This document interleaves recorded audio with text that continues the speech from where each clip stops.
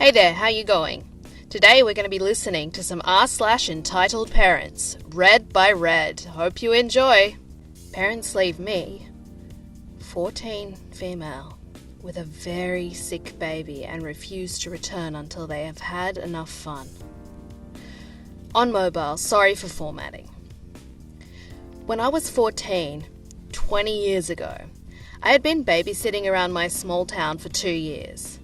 I had a great reputation with my regulars and would routinely stay until the early hours of the morning when the parents needed a night out. I would normally charge $15 an hour, but that would jump to $20 after midnight. There was a wedding to be held in town, which meant people would be travelling to attend, and I was recommended to babysit by a trusted family friend. I had never met these parents before. Bit of backstory. At the time, there was a big outbreak of meningococcal.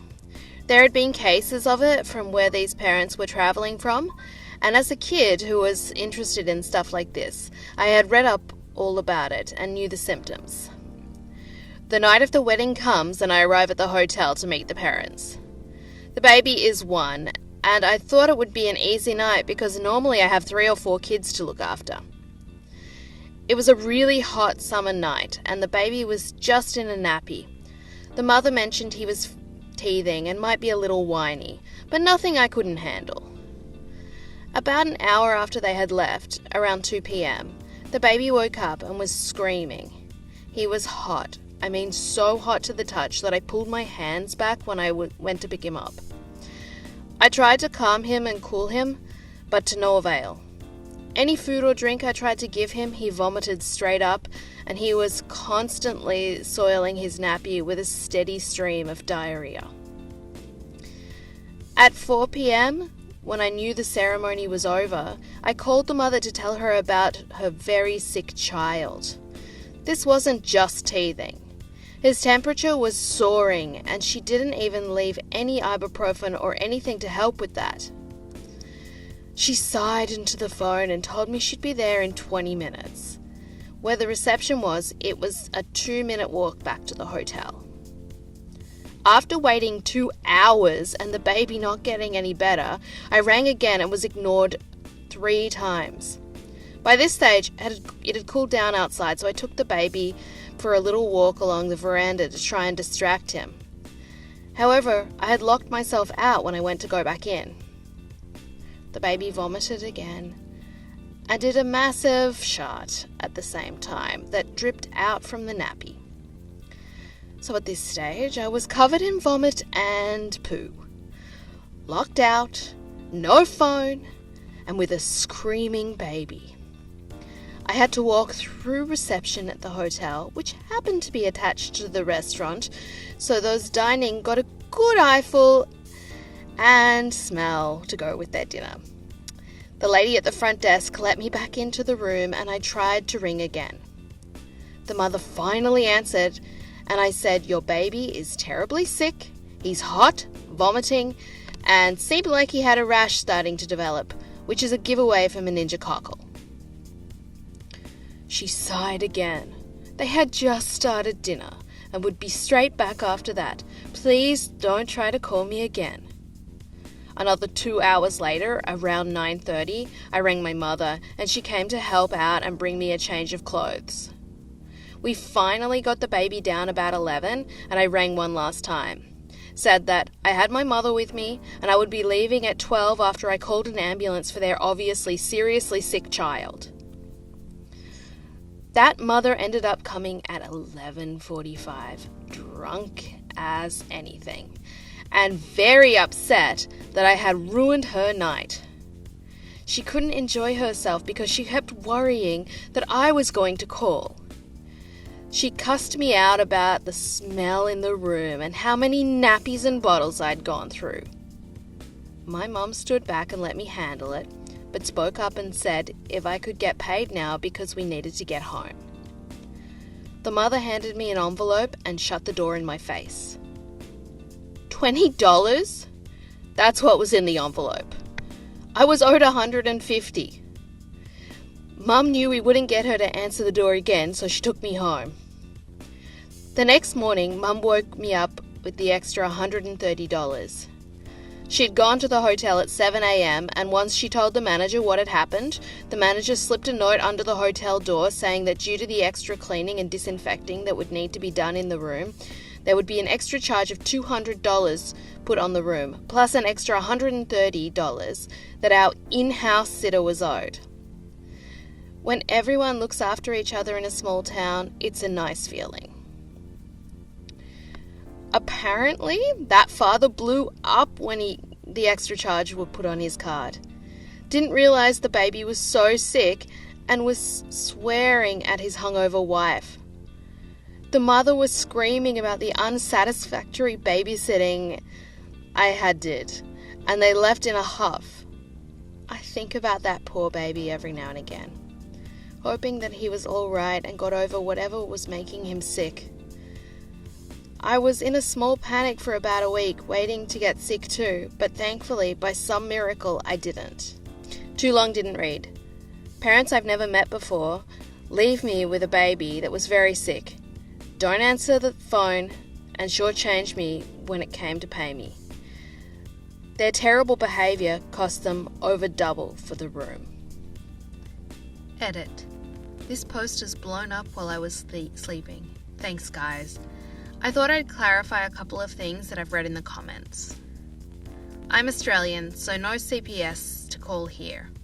Our equivalent is called docs, and there's no way, if I would have called them, that they would have come to our town before the parent got home. We are hours away from anywhere. The ambulance thing I get though. Now, at my age, and being a mother, I would have without hesitation, but at 14, I wanted Mum there to assess the situation first. I mentioned the meningococcal outbreak as another layer of the crappiness of the parents. Who leaves a sick baby when there's an outbreak of that? It was all over the news for weeks. However, even though that's where my brain went while I was there by myself, given the baby's symptoms, once my mum turned up, she was 100% confident this baby had gastro or another tummy bug, and the rash was a heat rash and agitation from me constantly cleaning him. She had 5 kids and worked at the hospital. Me at 14 trusted her judgment, and even now I'll call her when I need advice for my 2 kids. The baby was sleeping soundly before the mother got home. That's why she acted the way she did once she saw he was asleep. She didn't think there was a problem, and all that I had been through during the afternoon was an overreaction. And finally, yes, that's what I charged 20 years ago, and every single family was happy to pay it, except this one, of course. I was a really good babysitter. The kids loved me, and I loved looking after them. In fact, I'm a bridesmaid next weekend for a woman that I met when I started babysitting when she was 3.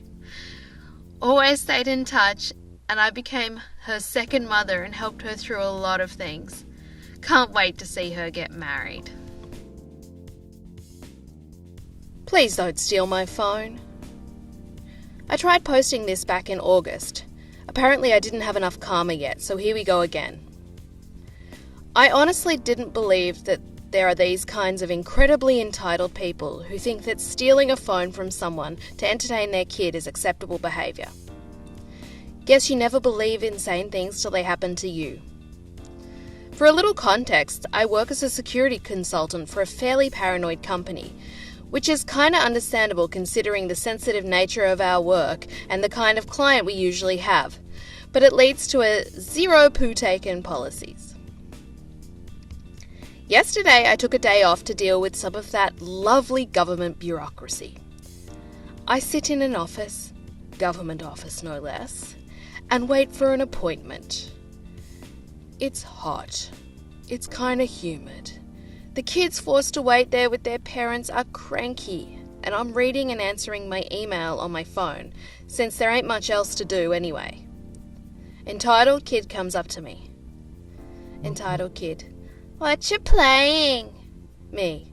I'm not playing, I'm doing my emails. I admit, it may look like playing a game since I'm not the young kind of person who is super fast at typing on a phone keyboard. a skill I really envy the youth of today for. I'm more a hunt and peck style. I prefer using a desktop by far. And I need to concentrate to actually hit the right letters so I don't notice that entitled kid returns to his mother, who appears shortly afterwards just as I finish my mails. Entitled mother. Come on, let my son play on your phone for a while so he doesn't nag me. Me. Sorry, ma'am, this is my work phone. There ain't no games on it. There really is nothing on it that could be remotely be considered fun. These things are stripped down to the bare bone, must be present stuff with zero leeway when it comes to what you put on them. Entitled mother. Bollocks, I saw you play. Let him play for a while. We'll be in before you, so you get your precious phone back soon enough. Me. Sorry, ma'am, I'm not allowed to give my work phone to anyone. That's no lie. On my phone, some rather sensitive information is potentially accessible. It does take a few extra steps, and you need to jump through a few additional access hoops. But as said before, my company is a bit paranoid when it comes to this, and we're only allowed to use our phone to access corporate information in what is considered a controlled environment. I'm, as said above, in a government building, with an additional feature that will become apparent soon. It doesn't get more controlled than that. Most of all, I'm not allowed to give my phone to anyone outside the company, and even only a select few people inside of it. And most certainly not in an unlocked and hence usable state. Fortunately, at this point, I already closed down the mail container, which needs additional unlocks to access the mail portion, as she simply snatches my phone from my hands. I was actually flabbergasted for a moment before I realized just what she did. She has my work phone in her hands, unlocked. In short, I'm very close to not having a quiet weekend, and she is very close to having a few uncomfortable weeks, months, or years, depending on how creative our legal department gets. Me. Ma'am, please give me back my phone this very moment. My company is very strict with phones, and unless you hand it back this very moment, I have to report this to the authorities and report a theft of my phone to my company. They will press charges. Please, ma'am, please give me that phone back. No luck. She waves it off and tells me not to be a baby as she hands my phone to her son, telling me I'll get it back as soon as it's their turn to go in. It's not like we're leaving with your precious phone. Me. Ma'am, for the last time. Actually, him pushing a button on the phone would already have required me to report it as stolen and tampered with. But I am at this point willing to assume that a child of about 7-8 years is not trying to steal trade secrets or steal or tamper with security reports. I have to call the police if you do not hand the phone back right now. She glowers at me and then asks an incredibly sassy tone, Yeah? How are you going to call the police without your phone? I sigh, pull out my private phone, which actually does contain a few games, and frankly, if she'd asked any nicer, I would have let her son play with it, even if he breaks it, no big deal. Dial the not quite an emergency police number and report what's going on, all the while entitled mother glowers at me, very obviously not believing I really call the cops for something as trivial as that. Frankly, if I didn't have to, I probably would not have. If that was my private phone in her son's hands, I would not have bothered. Now, since this is a government building, and a police station is right inside the same building, it doesn't even take a minute until 2 policemen enter the room, which causes entitled mother to go pale for just a moment before acting as if it isn't her business at all. The police asks me what's going on, and I explain it to them. They ask entitled mother, and she has the audacity to claim that it's her phone and that I want to steal it from her. Me. That's easy to prove. Lock the phone and see who can unlock it. She claims she forgot the code, but by then the policemen have a pretty clear picture of what's going on. I unlock the phone to show it's mine, and they ask if I want to press charges. I tell them I don't want to, but I have to. no later than now, I do because there's a police report about it, so I have no choice anymore. And knowing our legal department, they usually get very creative as to what they try and slap on this, which I'm currently not really regretting because as of this writing, I'm on the phone with our internal security who's just as happy as I am to deal with this on a weekend. That happened 2 months ago. A little update. I did not have an enjoyable weekend afterwards, as predicted. Our legal department actually did press charges, including industrial espionage. Remember, we're talking about a boy of maybe 7 years old playing with my phone. In the words of one of our lawyers, and I quote, "That way the sum is high enough that the Karen needs to hire and pay for a lawyer herself." I honestly don't know what's scarier, to think that they really tacked on industrial espionage to this petty stuff, or that a 50-year-old high-level corporate lawyer knows and uses the term Karen. I hope you guys enjoyed that r/entitled parents read by Red. If you did, please give it a like and don't forget to subscribe to my channel. Thanks a lot. Have a great day.